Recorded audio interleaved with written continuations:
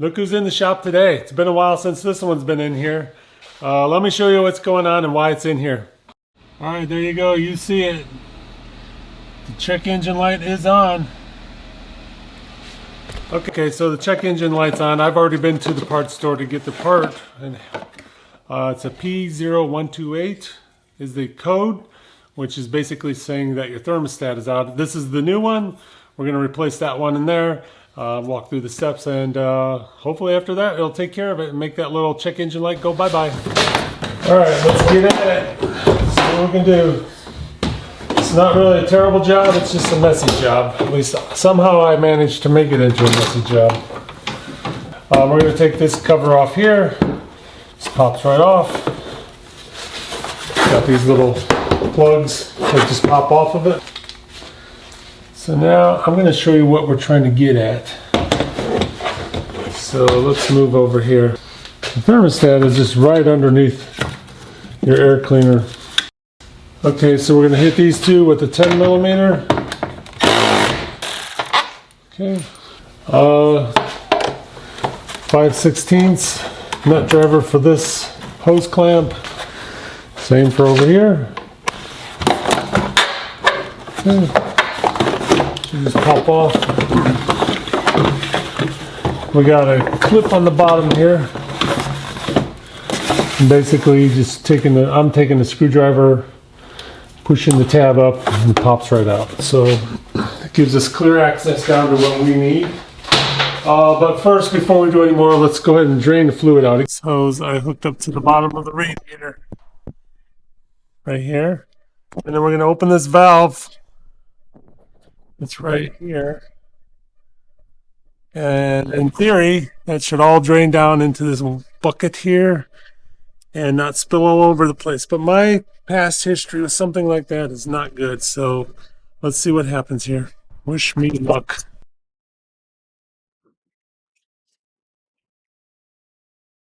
There we go.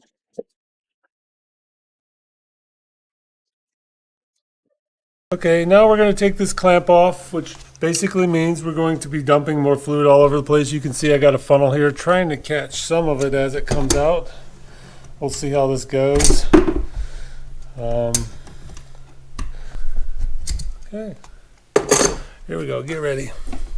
Now the fun begins.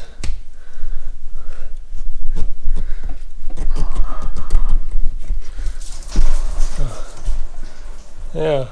Did any of it make it in there? Sure doesn't seem like it did it.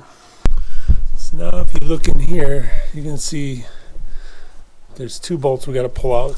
10 millimeter I think they are. So let me do that. I'm going to take these guys out.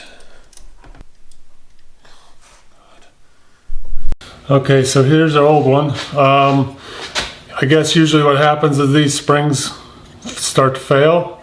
I guess it's kind of a common problem for one of these with 100,000 miles, which is right about where this one is at. Okay, so I started putting it all back together, and before I realized these are actually two different parts.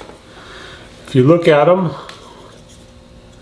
the bleeder valve is here, so this one must go on a different motor, where the top radiator goes off towards the passenger side, where this one, the bleeder valve here, goes towards the driver's side. So I get to make a trip back to AutoZone and see if they can figure this out. You can also see a little bit different length there. I don't think that's a big deal.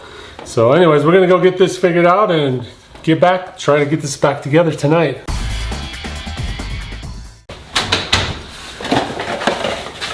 Alright, so I'm back from AutoZone. They gave me the wrong part the first time. This looks much better now. See the bleeder valves here. Stem links are the same, all good. Okay, so there we are. One thing we want to do is just kind of give it a visual inspection, make sure there's no major burrs or anything like that for when the new seal comes in. So what I've done, I've taken some 150 grit paper and just kind of knocked off some of the burrs and corrosion that was on there just to make it a little bit cleaner so it looks better.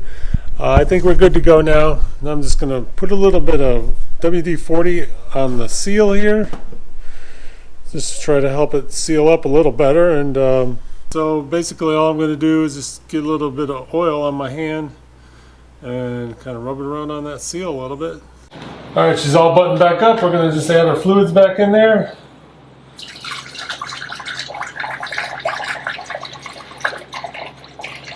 Bubble itself out. So here's our bleeder screw. I actually had to take the air cleaner back off to get to it. Just going to try to open it up. It's not easy to get at.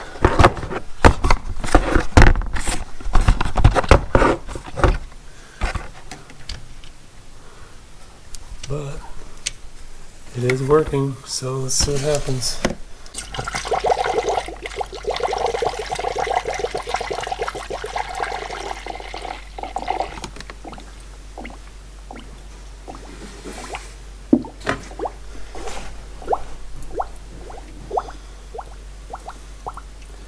We're getting there.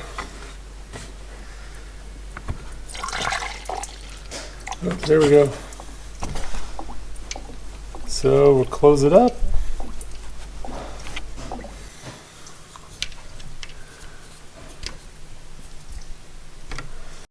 Okay, time to fire it up, let it run for a minute. Get a little bit of temperature in it. And we can see if we can push out some more bubbles.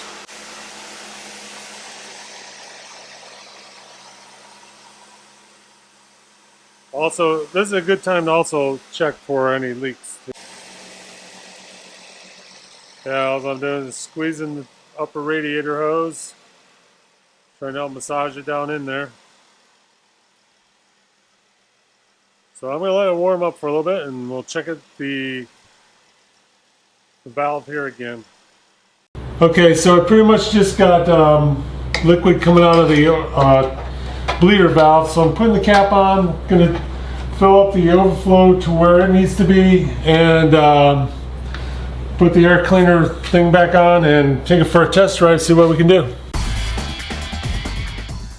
Alright, just got back from our test drive and she's doing good. Check engine light's gone, temperature's running where it should be, and for the engine and in the cab it's nice and warm with the heater on. So calling that a win.